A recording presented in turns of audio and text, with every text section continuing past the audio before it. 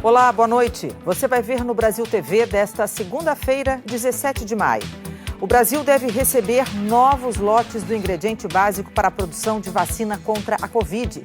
Em Botucatu, começa a vacinação em massa para testar a eficácia da imunização contra novas cepas. O desmatamento na Amazônia foi o maior dos últimos 10 anos para o mês de abril. Com a alta do preço da cesta básica, o jeito é pechinchar na hora da xepa. E a produção de marmitas cresce durante a pandemia, um reforço no orçamento de muitas famílias. Agora, no Brasil TV.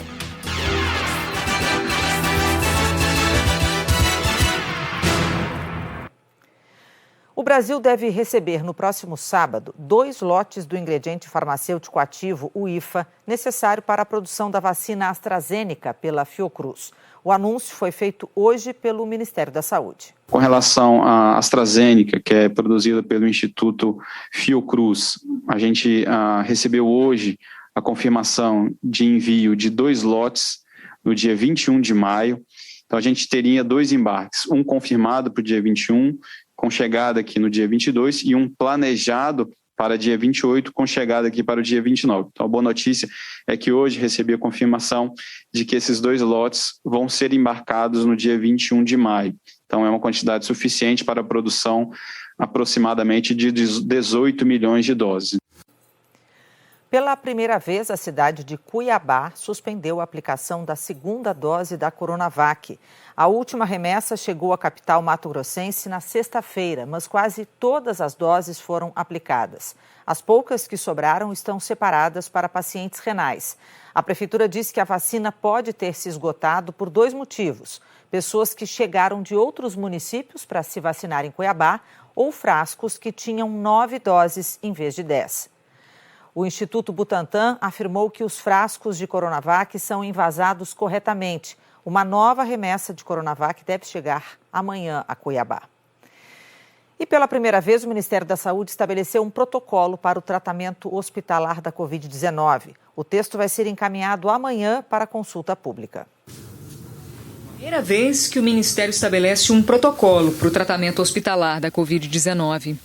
Até então, o que se tinha era apenas uma nota técnica que falava diretamente do tratamento precoce e que foi retirada do site do Ministério da Saúde.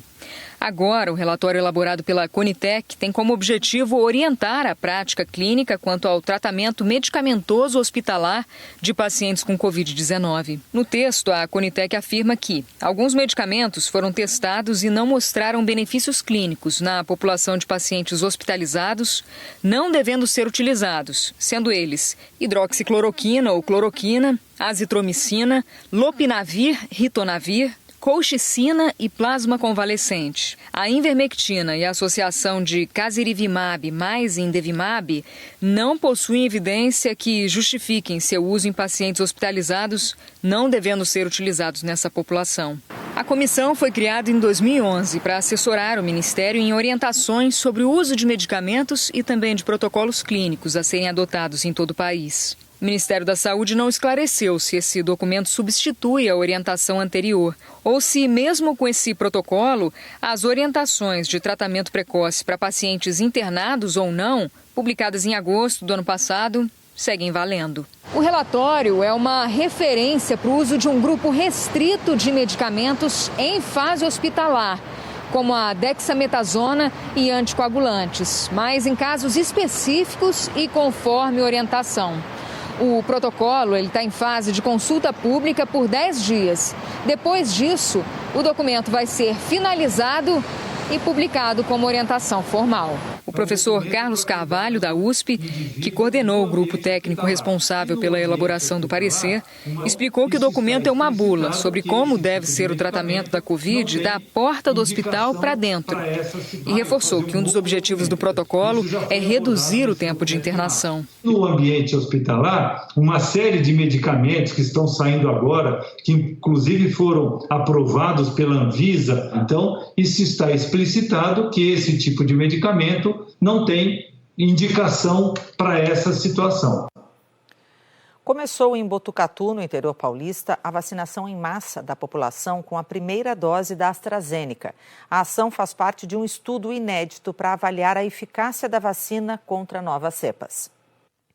Adultos de 18 a 60 anos devem participar da pesquisa na cidade de quase 149 mil habitantes. Eles vão ser monitorados por 8 meses. Só não vão receber as doses as mulheres grávidas e que estão no período pós-parto e os idosos que já vinham sendo imunizados desde janeiro. O Ministério da Saúde é um dos parceiros do estudo, coordenado pela Universidade Estadual Paulista e pela Universidade de Oxford. Segundo os responsáveis pela pesquisa, Botucatu foi escolhida pela capacidade dos laboratórios da Unesp de fazer sequenciamento genético dos casos positivos e de identificar variantes do vírus, além dos programas de testagem em massa da Prefeitura. Se a gente sabe qual é a presença, que cepas estão circulando e qual é a transmissibilidade de cada cepa, e se essa vacina consegue diminuir essa transmissibilidade, isso é muito importante. Vanessa, de 41 anos, tomou a dose ao lado da mãe.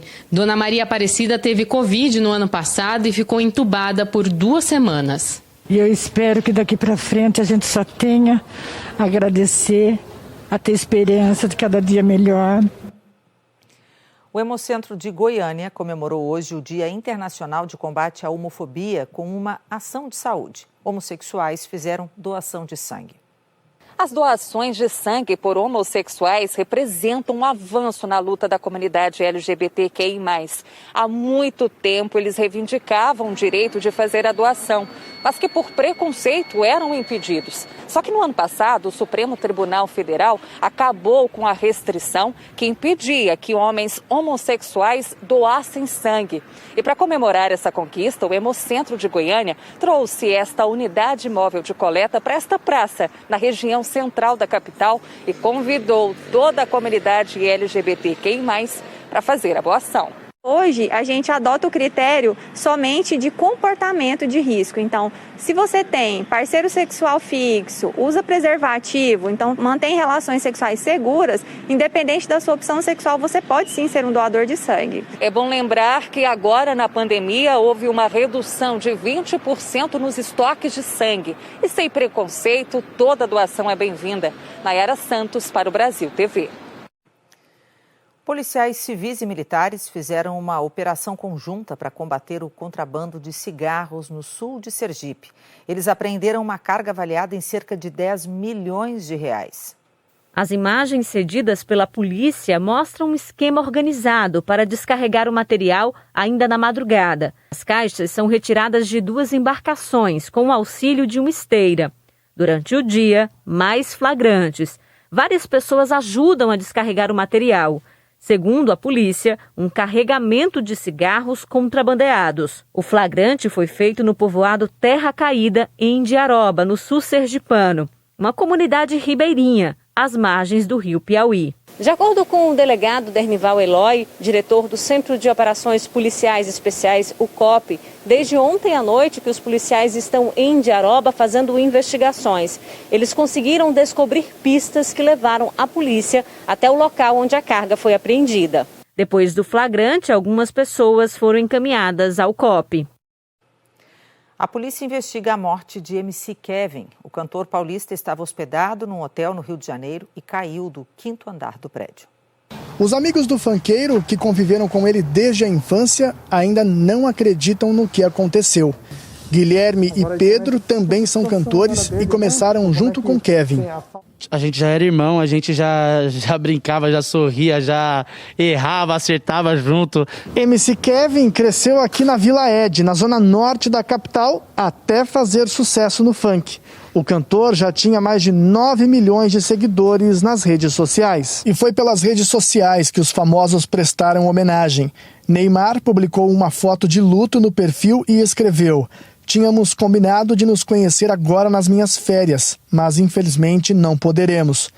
O cantor Kevinho postou: "Não dá para acreditar que você se foi, irmão." Kevin Nascimento Bueno, o MC Kevin, tinha 23 anos.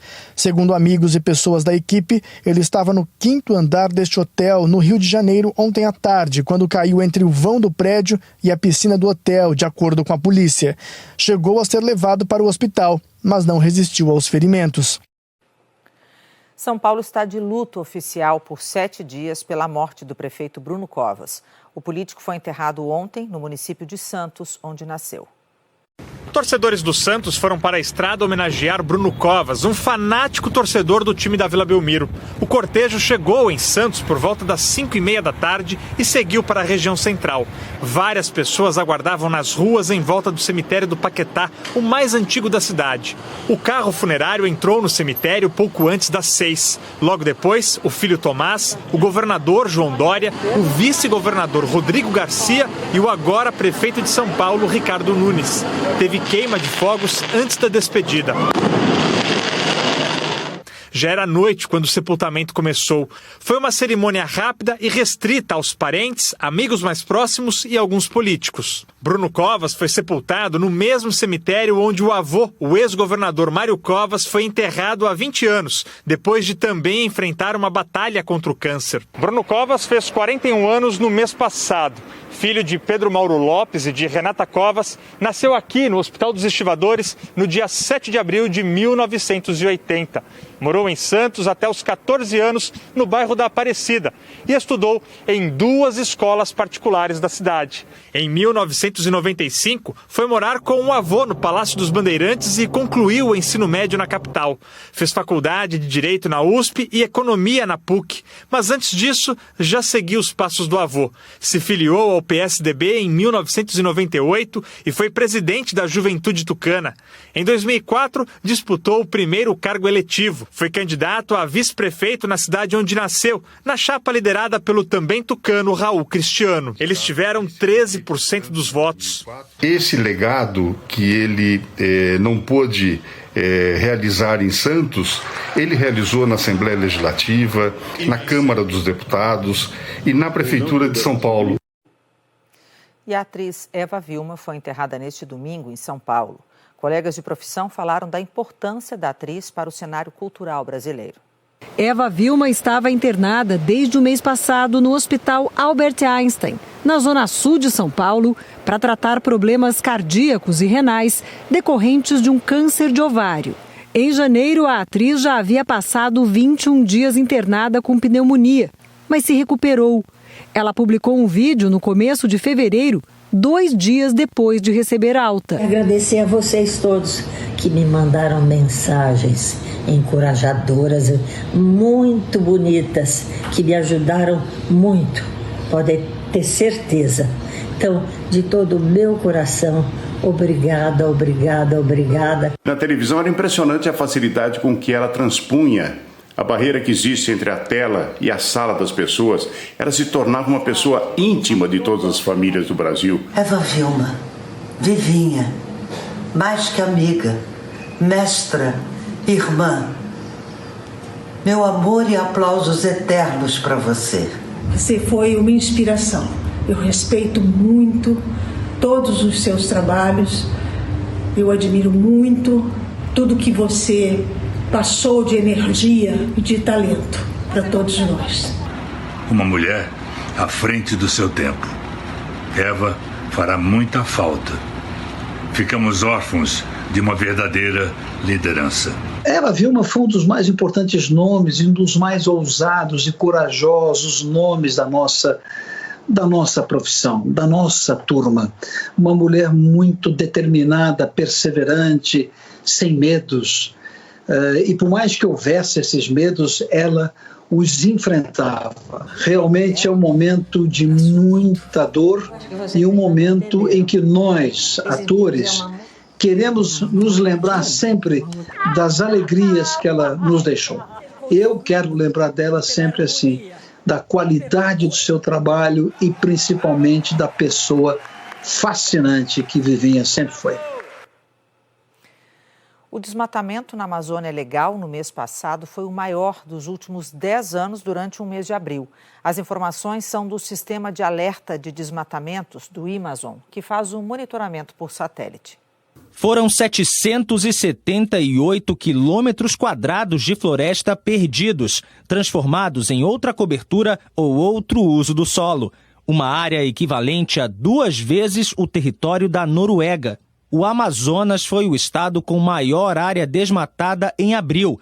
à frente do Pará e de Mato Grosso. Além dos quase 800 quilômetros quadrados de floresta derrubados, 99 quilômetros quadrados foram degradados em abril, ou seja, alterados pela extração de madeira ou por queimadas.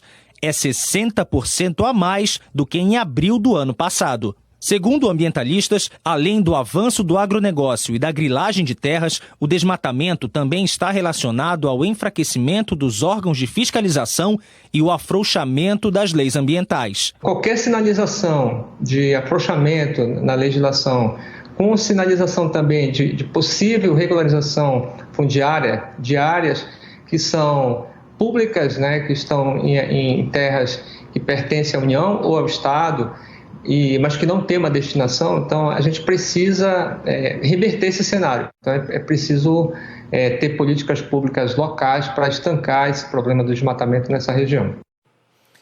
A seguir, começa o prazo para pedido de isenção da taxa de inscrição do Enem.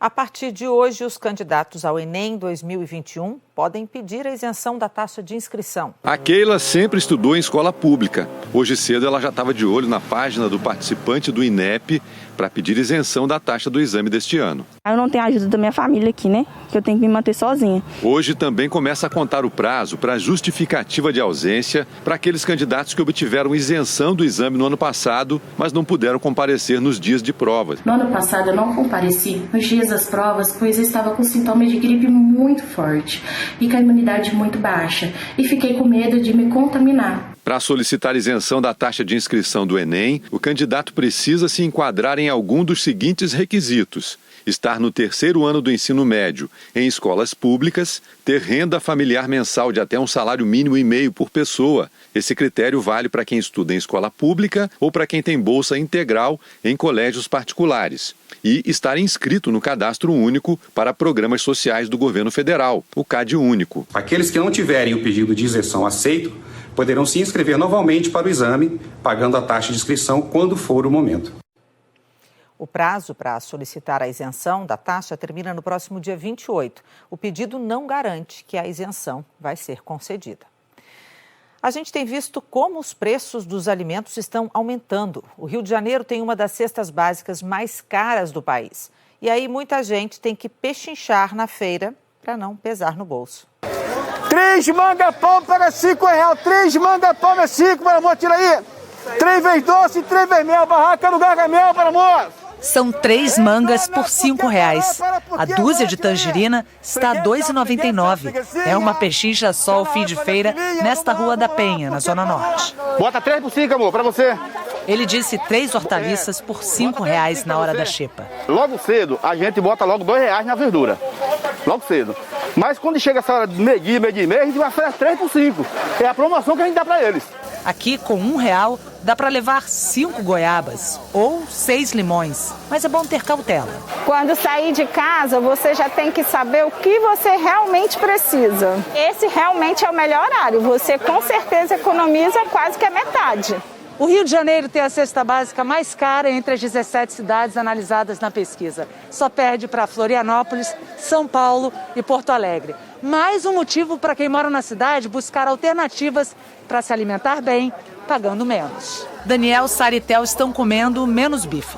No caso da carne vermelha, eu tive que cortar um pouquinho, sabe? Eu deixo só pra... Se a gente for se reunir com os amigos e tal, fazer um churrasco, aí sim. O consumidor tem buscado opções mais baratas na hora de escolher, principalmente a proteína para as refeições do dia a dia, já que a carne ficou mais cara 35% em 12 meses, segundo o IBGE. Agora vou na barraca dos ovos, que é 30 ovos por R$15, praticamente 1,5 kg de frango, estou pagando R$28. Houve um aumento de 22% na venda de ovos nos últimos 60 dias, de acordo com a Associação de Supermercados do Estado do Rio de Janeiro. Para a nutricionista Isabel Vieira, não faltam opções para o brasileiro diversificar os alimentos. A gente pode buscar consumir mais ovos, que são uma excelente fonte de proteína, Frango, ele deu uma encarecida também, mas ele ainda está mais barato do que a carne vermelha. Quando a gente fala dos legumes, frutas, verduras, dá preferência aos alimentos da safra. E assim eles têm menor custo, têm mais nutrientes, são mais saborosos. Alguns exemplos agora a gente tem o caqui, a tangerina, a abobrinha, a berinjela. A gente tem banana que está sempre na safra aqui no Brasil. Quanto menos renda o consumidor tem, mais ele precisa se organizar, segundo o economista Gilberto Braga. É preciso fazer lista, não comprar por impulso, escolher um supermercado ou uma feira livre de acordo com o seu perfil.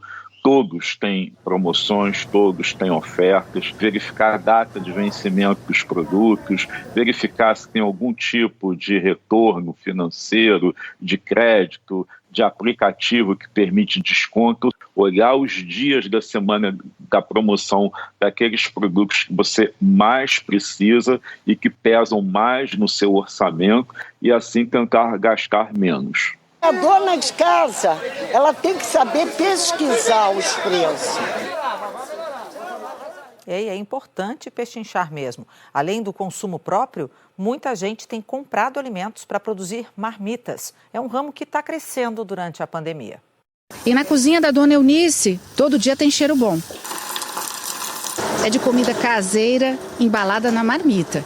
Há 3 meses, com a ajuda das 2 filhas, ela abriu uma microempresa individual. Montou cardápio e divulgou o negócio nas redes sociais e de porta em porta. Eu estava desempregada nessa pandemia, super difícil emprego. Aí eu falei, a minha filha, falou para mim, que tal você fazer comida para vender? Eu lembrei disso, eu falei, nossa gente, e todo mundo fala do tempero da mãe, a gente ama a comida da mãe. Por que não aproveitar isso, para tirar daí uma fonte de renda? Sem trabalhar desde 2019, quando o caçula dos 4 filhos nasceu, a Sara também começou a cozinhar para fora. Foi depois que o marido, que tem uma empresa de eventos, perdeu toda a renda por causa da pandemia. E a família passou a viver com R$ 1.600 de auxílios do governo. Eu fiquei março, abril, maio e junho, eu estava recebendo salário de maternidade. Comecei a pegar aquela ajuda do governo também, aquele auxílio emergencial que teve. E foi com esse auxílio que a gente conseguiu montar esse ramo de marmita. Guarulhos, Grande São Paulo, Ermelino Matarazzo, zona leste da capital. 2 negócios que estão na conta das 12 mil microempresas individuais de marmitas, abertas entre dezembro de 2019 e o mês passado, segundo o Sebrae.